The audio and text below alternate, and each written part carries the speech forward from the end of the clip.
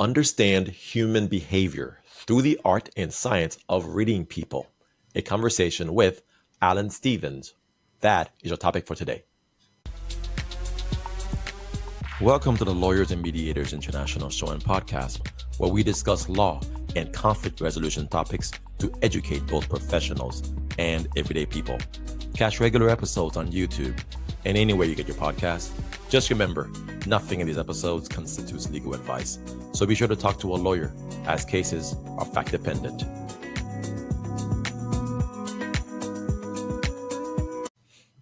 Hi, everyone. Welcome back to Lawyers Mediators International Podcast, where we talk about law and conflict resolution to educate professionals and everyday people. So today I have Alan Stevens.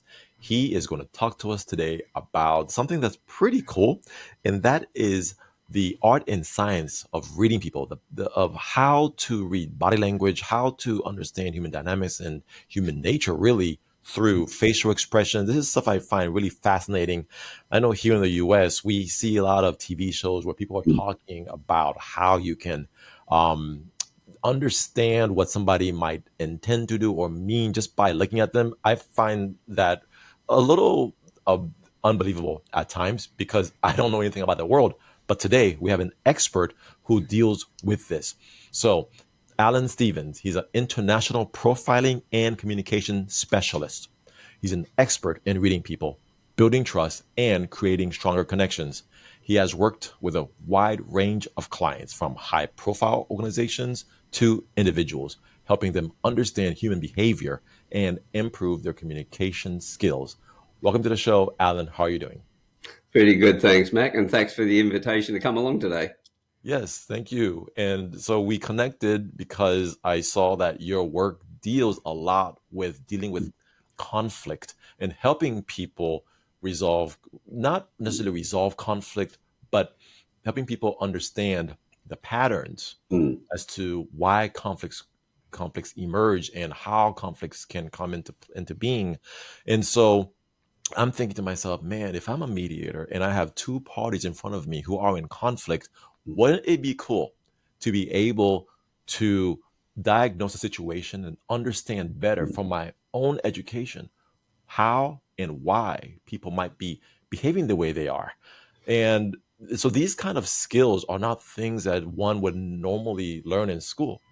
And so having someone like you to come on and educate us a little bit is, pretty fascinating for me. So like to start off with just getting to know you better. Can you share who you are and how did you come into this whole world of the art and science of reading people?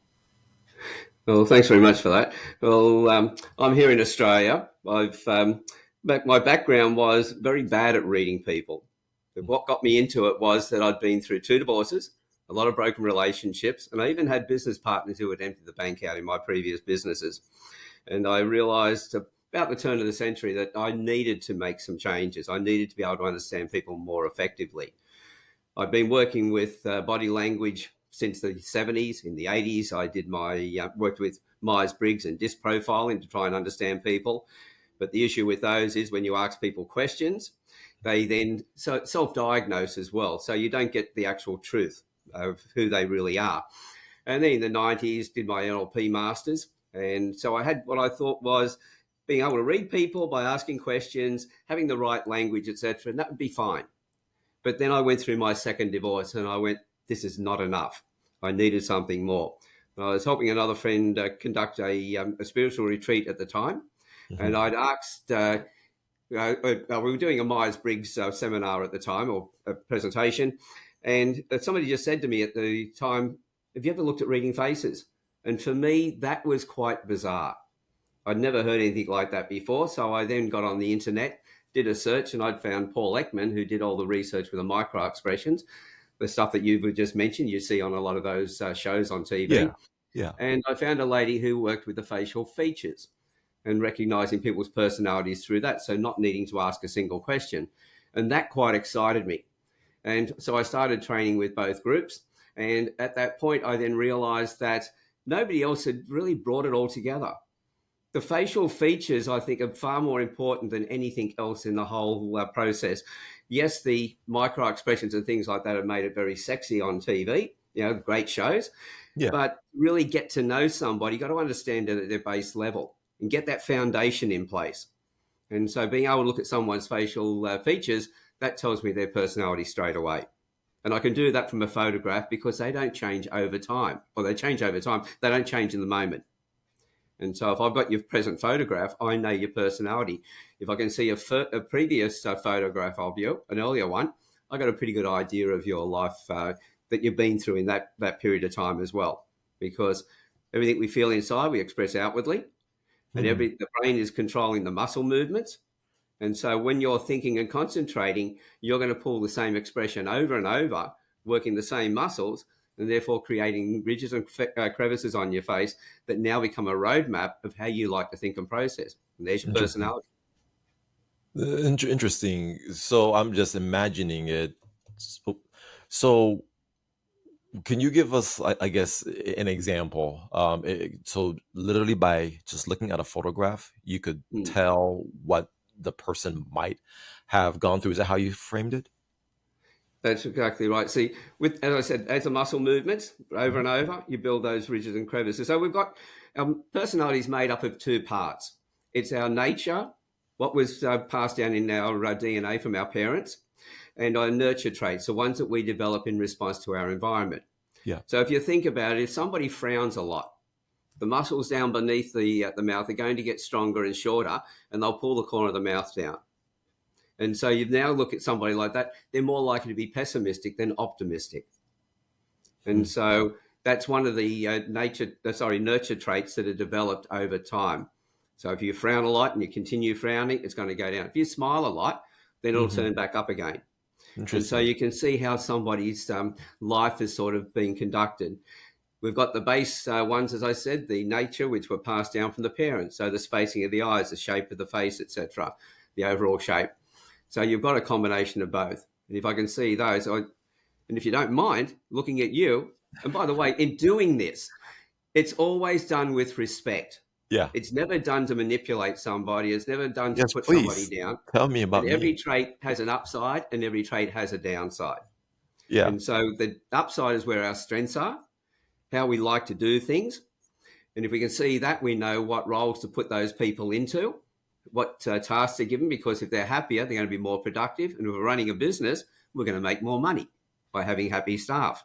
Yeah. At the same time, the downside of our traits indicate how somebody gets stressed or triggered when they're under pressure. And so if we can see that, we set their environment up so they don't get triggered. Now, I know looking straight at you straight away, there's a dry wit there. So I know a conversation with you is going to be quite a bit of fun because I can throw something at you, you're going to throw it back at me. You're not going to get your nose out of joint on things we talk about. I know you're quick to give to people. You give too much of your time, your energy, your money to people. And sometimes that can leave you empty because if you give to a lot of people, there's nothing left in the reserve. But the first thing I can see on your face, if I was meeting you for the first time, you like a little bit of space. When you meet people for the first time. It's not that you're not friendly, it's that you're more discerning. You're working out who's safe to be around and who's not safe to be around. So probably better at judging people than I was before I started learning this because I'm quite affable and I'll stand close to anybody.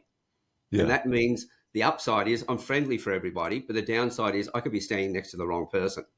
I don't recognize the con artist. And so once I started learning, then I realized I need to be a little bit more discerning. So I've modified or moderated my personality on that particular one just a little bit. But, so do you think people who are like kind of hanging out with you, do they feel judged all the time? Well, let's put it this way. First of all, we talk about being judged and judgmental and things. Yeah. When it comes down to it, this makes a judgment of who that person really is. Whereas what we do, most people do, we make judgments of people and we become it's all based on our past experience. You know, how many times have you, or somebody in your life who's just done the wrong thing by you, then you've met somebody who looks something like them. And so the first feeling we have inside is we can't trust them. So we pull back. They then notice that because everybody you pick up energies from people. And so then they pull back and we say, oh, we were right. No, we created the actual situation. Yeah. It wasn't there until we created it. So two people look very similar. They'll think in a similar way. That's their personality, but their character can be completely different. One could be a saint, one could be a sinner.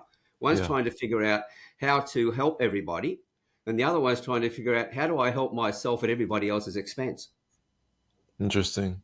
It's fascinating. So it takes So, the judgmental side out of it and makes it more of a more accurate judgment of the person. gotcha. So, professionally now, in our day to day work, okay, because obviously you use this in the work that you do when you train other professionals, Hmm. and how they might benefit, from this kind of skill. So, you have a course in your you have lots of courses actually, and I'll screen share just to show people that page. The website that I have for you, I got a couple of them. First off, there's Hmm. alanstevens.com, and I had already featured this one, and that's the main page where people can go learn more, okay, That's about it. you. By going to that one, they'll get to the other course, the other platform as well, Sure. because under the services there, it will then Yes. talk about the online courses. It talks about the programs. It talks about the affiliate programs and other things I've got. And then when you go to the programs, that's where the master programs are. And then you've Got got it. the online courses as well, where people can then find the other website. So Yes. what I've been doing is putting new programs together because I did a bit of writing over Christmas around coercive control, domestic violence, and the number Mm-hmm. of emails I got back from people from those posts that I put up that I've actually described their life. And Mm-hmm. so I then started to realize I needed to put up some more courses, and that's where some of the ones that you're featuring now have just been developed. I But see. my main focus now is to create and train my competition because we need more people doing what I'm doing, but they've got to be doing it right. But Interesting. so Yeah, it's certainly. Well, training your competition sounds like a oxymoron. but you think about it. There's 8 billion people on the planet. Yes. I'm one of the very few. Well, as far as what I do, I created rapid trait profiling by bringing four different sciences together, which nobody else had done. Like Paul Ekman and all the people working with the micro expressions do nothing with the facial features because they think of the old program of phrenology, which was bumps on the head and whether somebody would be a serial killer or not. And that was all Mhm. debunked as rubbish because the end result is that everybody thinks in a certain way. If you have two people who can look very similar, they'll think in a similar way, but they will actually be processing the information differently. So I'm looking at the facial features, which is all about the personality, the how. So one is the action, the character, and the thoughts are your personality, how do you like to think and process. And so getting that part right, then I've got that foundation. So that was quite important. But then the people who taught me the facial features didn't understand the micro expressions. In fact, when they were doing profiling, because at that time when I was doing some of my master courses, that the Lie to Me series on TV was very popular. Yeah. And people Yeah. would come in and say, "Oh, is this that Lie to Me stuff?" And they get their nose out of joint because it's personalities. But I just saw the connection between it, which nobody else had. Now, when I first started with Myers Briggs and disc profiling, that started with Carl Jung, and it was all about archetypes. It was all about symbols. Well, most people didn't know about at the time, all they heard about was Freud and Jung. They didn't Yeah. know about Adler. Adler was one of the contemporaries at the time, and he looked at the future side of things. So what I've done with my work, it's gone from Carl Jung's work into Adler's work, and I've taken his theories and put them into practice. And so this Gotcha. makes this stand out above all the other programs out there. Anytime people start quoting Carl Jung, I start, getting really fascinated. It's pretty cool stuff, but I'm not a psychologist. I don't know too much about that world. But anytime it's brought up, it's usually some pretty fascinating things. And so it's good to hear. The last name you had mentioned, though, you said Adler. Adler, Alfred Adler. He was Austrian. He was one of one of the contemporaries, and they all worked together, but they all took their own pathways. Freud got caught up in the past, the sexual stuff, the child Yeah. stuff. Then Yeah. you had Jung in the middle, who then got involved in the archetypes and the symbols and understanding where people were at, etc. But Yeah. then Adler went, well, where do we take people to?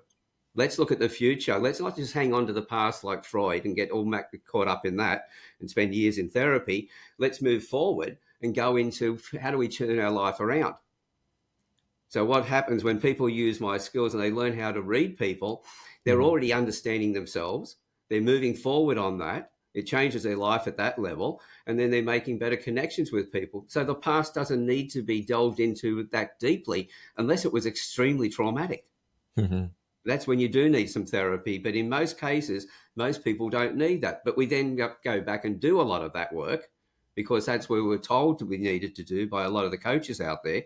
And we spend years going over the same stuff over and over and really anchoring ourselves even greater into it Hmm. instead of moving forward. So, well, in one of the courses that you have called Advanced Communications Master Practitioners Program, I see a module that discusses conflict resolution. So, using behavioral insights to manage and resolve conflicts within teams. Resolving conflicts is one of the big topics in this, podcast. So, we're always talking about the law and how to address the conflicts that exist interpersonally, you know, with regards to the law. So, can you tell us more about how your work intersects with helping professionals resolve conflicts? Well, quite often, people who have a conflict, there's nothing wrong with either of them. They're both good people, but there's a misunderstanding in the communication. And when we look at our traits and some traits that may be at one extreme, and then we have the traits at the other extreme, those people are going to clash. And so we'll say somebody who builds their confidence by doing things over and over to somebody who has an innate self-confidence, who hears something for the first time and pretty well thinks they've got it, will look at the person who builds their confidence and think that they're procrastinating, they're taking time, they're too slow. And if Mm, the other one's looking back the other way towards the one who's got the innate self-confidence, they think they're a bit too cocky. They can't wait for them to make a mistake. So they clash. So mhm. if you understand the difference in their personalities, you know how to talk to them and how to bring them together. Well, for instance, I get this a lot with couples where one Yeah. has what I call aesthetic appreciation, is how things feel inside, which is Okay. both you and me. That's both traits that we've both got. Then we have other people who have what we call dramatic appreciation. They need to express outwardly. Mhm. And so when they're stressed, they express outwardly. To someone like you and me with the aesthetic appreciation, we express inwardly. So when Mm. we've got conflict, we want to go away and be left alone to fix it. And so we can focus on what we're doing. Yeah. But the person who's got the dramatic appreciation, if we go quiet, they want to know what's going on. Now, Yeah. if this is in a couple situation or Mhm. in a work situation, and one partner is just going quiet all the time, the other one needs to express themselves, they'll keep asking questions. And the one who's got the aesthetic appreciation will keep withdrawing. Yeah. And so now there's a big breakup. Yeah. But if the person who has the dramatic appreciation realizes that person needs to work on things on their own, first thing they need to ask is it anything to do with me? No, it's not. Is it anything that I can help you with? No, it's not. There's nothing there. There's something I need to work on. Okay, then I know you need to work on this on your own. I'll leave you alone to do that. But when you Mm. get it to a level you can talk about it, please come back and tell me because I care. I want to know. Yeah. Now, in the case of the one who's got the dramatic appreciation, when they're expressing, they come across as drama queens to those who have this aesthetic appreciation. So the aesthetic appreciation's only got one question to ask, it's double barrel, and that is this something you want me to fix or something you want me to listen to? Hmm. The dramatic appreciation person, if they say, I want you to fix it, one of two things. Either there's a problem that's come up and you have the ability, they believe, to fix it, Yeah. or you created the problem in the first place. You screwed up and they want you to fix that. If they say, no, I just want you to listen, then what I'll always say to the person who's got the aesthetic appreciation, do you care about the relationship? Do you care about that other person? Yes, I do. Then they've just told you it's got nothing to do with you, nothing they want you to fix or anything else. This person just needs to vent. Yeah. Can you be a sounding board for them? Oh, yeah, Mm. I can. So the conflict is then gone. Because Got in it. a couple situation, those two traits will be the thing that attracted us to each other. The Okay. person with the aesthetic appreciation is excited by the dramatic appreciations, liveliness. The one who's got the dramatic appreciation is really happy with the way the aesthetic appreciation is laid back and relaxed. It's nice to be around. Now they think that over time they've changed. No, our perception of the other person changes. We then get used to the upside of their trait and no longer excites us as much because it's not as new. And now we start noticing the downside. So as soon as we know how to talk back to their traits, we bring the excitement back into the relationship. This is marriage counseling 101, and it's done Yeah, instantly. I And can the see that. same thing in a business relationship. People then start to understand each other and conflicts start to disappear. Wow. So I was thinking about the dynamics between males and females, between Hmm. couples, as you say. I do a lot of divorce mediations where we're trying to help people, try to make peace, or at least resolve their conflict outside of court instead of having to take it in front of a judge. And not bragging on myself, but I would say most mediations are successful. People who spend some money and time, they want to get something out of the effort and hopefully resolve their relation. Well, not resolve the relationship. That would be therapy and counseling, but resolve their differences in a way where they don't have to have a third party decide for them. Hmm. So, what kind of skills do you think I could employ as a mediator if I'm having a husband and wife sitting in front of me? They are at odds. They are polar opposites at this point in their life, but they have a vested interest in resolving their differences. But maybe there's been some betrayal, some Hmm. pain. They don't trust each other.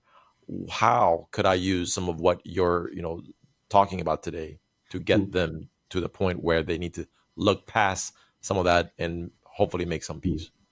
Well, in helping them to speak each other's language, it's a main thing because they've been speaking their own language. We all have a way in which we like to take information and speak to other people. So when we do that, we then want to think that that's the way we talk to everybody because that's the Yeah. way we like it.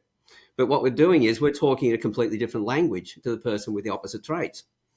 And so by understanding that side of it, we can then turn that around because they got into that situation. In a lot of cases, of course, one's been speaking in one way, the other one's been speaking in the other. They're trying to get their message across and think they're being ignored. They're just not being understood by their partner. So by Hmm. being able to change that language straight away, bang, there's a connection very quickly. That's the main thing. So when I'm talking to people, I'll give you an example in a sales situation. Yeah. I had a builder up in Queensland who had quoted on a building. $2 million was a quote for the building, commercial building, and the two partners, prospects, and that's wouldn't go above 1.6. So the deal was falling off the table. Okay. So I got him first of all to get a copy of their faces. One was on LinkedIn, one he found on a Google search, and he Okay. shared it on his screen with me. And I told him how to change the way he was talking to them Hmm. and making sure, because the senior partner was all about service, and he'd been talking to him about the value of the building and the money side of it. But this guy was all about receiving service, therefore giving service. His business partner, he had the traits that showed me straight away he was interested in the money, but at the same time, he didn't like doing long-term projects. He liked to have variety. Yeah. So I said, right, when you're talking to the senior partner, talking to him about the service.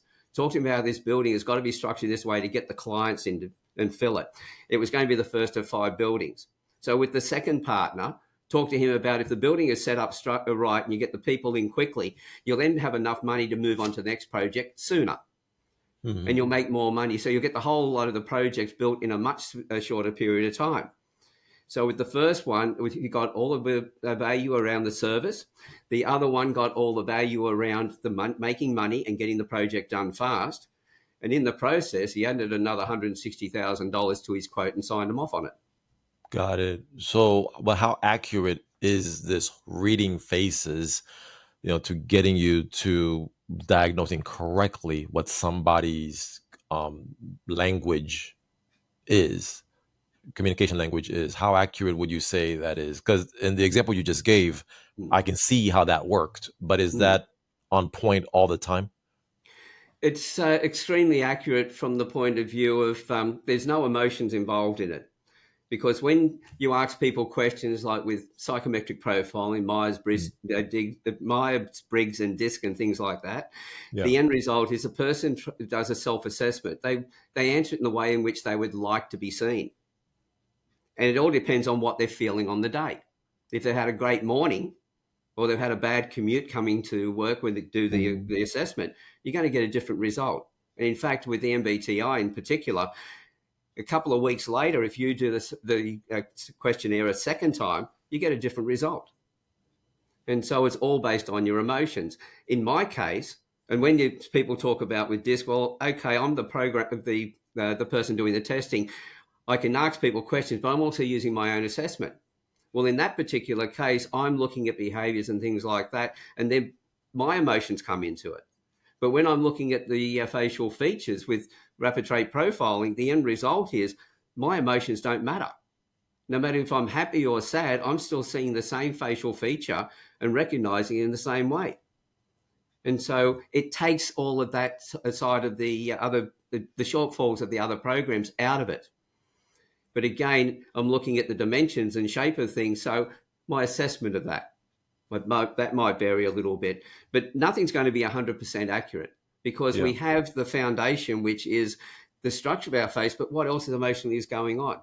That's why I realized that I needed more than just the facial features, but I certainly needed a lot more than just the micro expressions or the body language. But by putting them together, your face tells me your personality.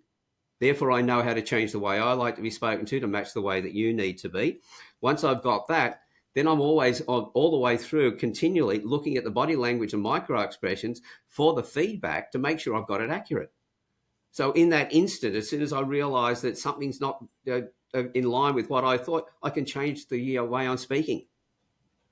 It gives you real-time accuracy. And it just depends on how quick you are in noticing all of that, because we take in about 2 million bits of information every second, but only process about 134 bits. It's only a tiny fraction of it. And if you focus in too much on looking at one thing, you miss everything else. Yeah. So I teach people to soften their view and just take in everything that's going on. Yeah, well, I do a lot of litigation work where I'm in front of judges, and I was just thinking to myself, I wonder if this would be helpful for me to read my judges that I'm sitting in front of. If I think you call it rapid facial profiling, right? Rapid trait profiling, yes. Yes, and so if I'm in front of a judge and my opposing counsel and I are speaking to the judge, one of us says something and I'm reading the judge's face, I wonder if that might give one lawyer an edge, for their client in a case. I also Definitely. wonder, is that why judges also have the stoic face? It's going to give you an edge in every interaction. So first thing you can do, you can look at the people in if there's a jury, for instance, you can look at them and assess them at the time, know how to speak to each of them, know how to ask questions. If you're trying to get the truth out of a witness, for instance, you know how to ask those questions to trick them up. If you're the defense and you've got somebody who's witnessing against your client, you know how to ask the questions to do that. You know how to talk to the judge as well. Because the other thing too is that how much information does that person like to take in? You're analytical, I'm analytical. We both take in a lot of information before we make a decision. Mm-hmm. In my case, I look at a few more of the different possibilities. I'm interested in what are the different ways we can do it. I can see with you analyze it, but once you've analyzed it, just give me the best way to do it and get the hell out of the way and let me get it done. So you're driven from the action, where I'm driven by the thoughts, the different processes, different ways of doing it. So if you and I were working together, my job would be to look at all the things, find the best way to do it, give it to you so you can put it into action, get it done. And so now the difference in our traits become a real team effort, because teams are made up of people who are different. But if you're looking at the judge and you look at the judge and you see that this is a judge who just likes the overview, first of all, get the big picture, and then he wants to delve into it. Whereas you and I, we will start talking and go deep on the first subject, go to the second subject, go deep on that.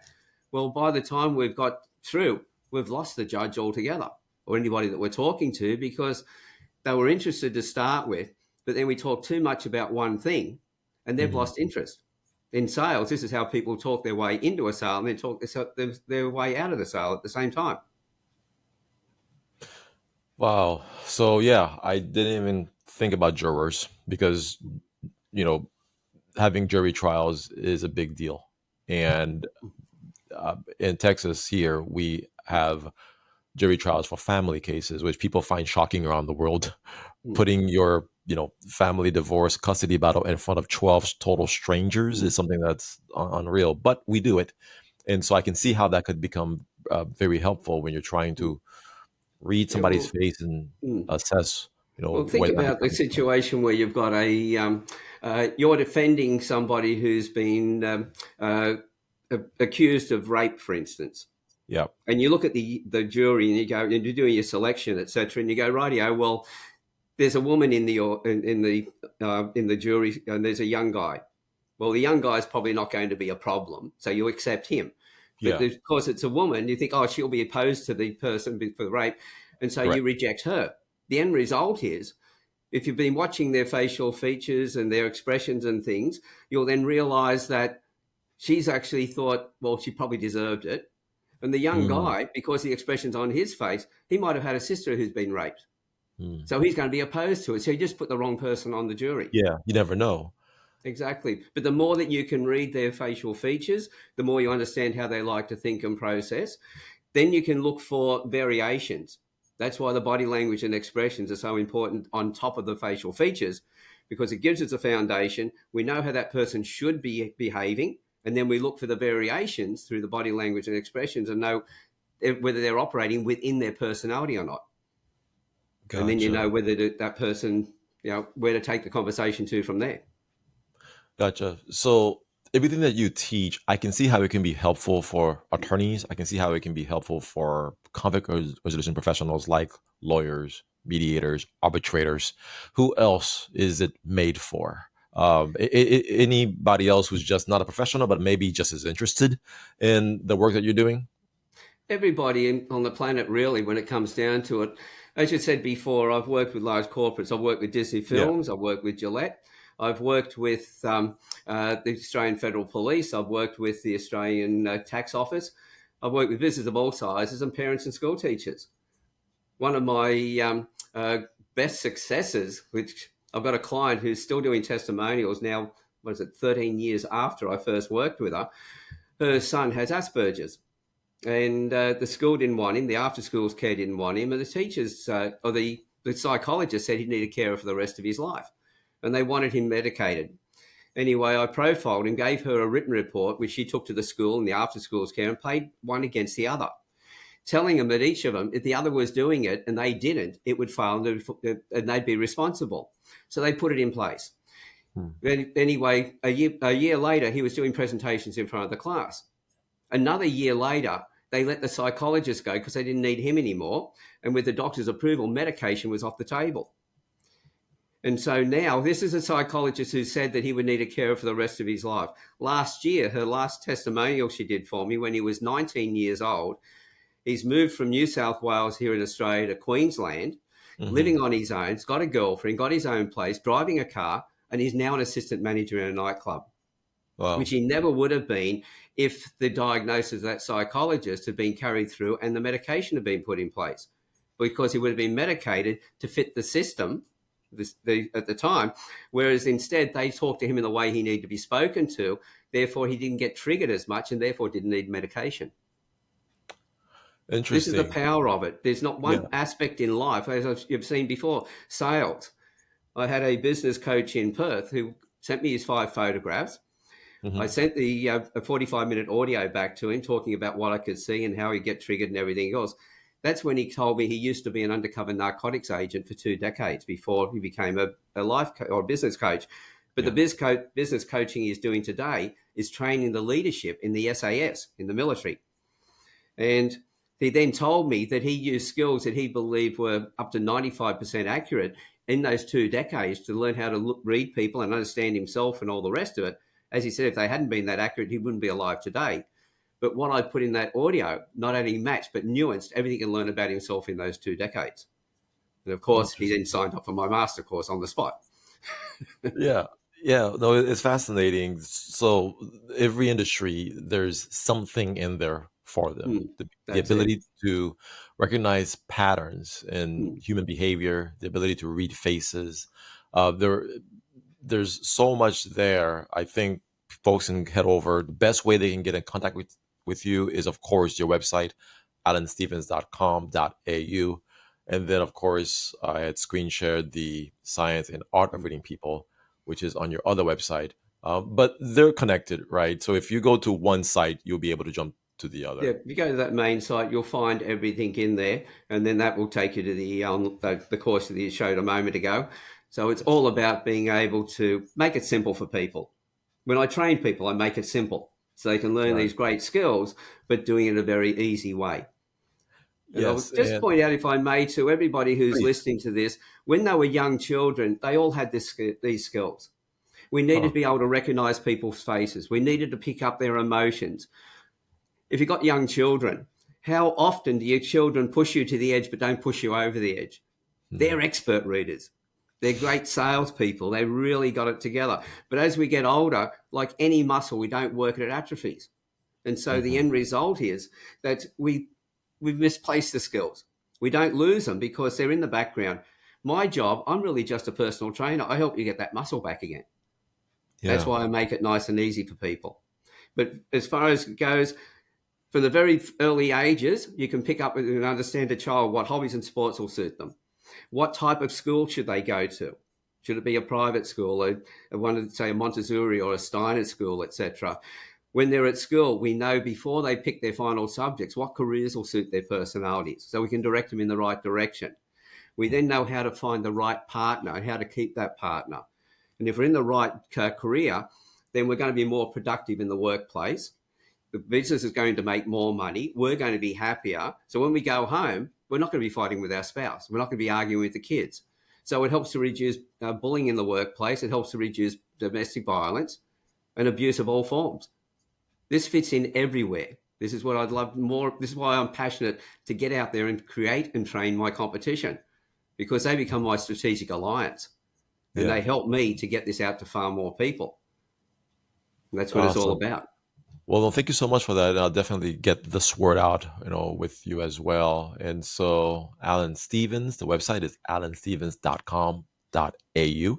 Stevens has an S. If you're listening to this, check out the YouTube video where we are on video and that you can see Alan diagnose me. Is that the term you use, by the way, that you profiled me or diagnosed me? What's the word It's you would more use? read you. Okay. I just like to read people because I also use very bad grammar when it comes to people talk about teaching people. I Uh-huh. learn people. I Okay. can't teach without learning from them. So I'm a part-time teacher, but a full-time learner. So I'm Got it. learning from everybody I work with. I used to be a surf lifesaver, and I used to examine the young kids as they were doing their bronze medallions, etc. And Okay. I'd ask them how they saw the surf. I started seeing through their eyes. I learnt new things from young people to very old. I'm in my 70s now. I've always got coaches. I've got people I work with. I learn from everybody every day. That's why I love being around people, because it Yes, it's helps me to fascinating. grow and expand on everything that I'm doing as well. Yes. Oh, awesome. Well, this will definitely help make anybody a people person, right? Once you Yeah, get to learn people.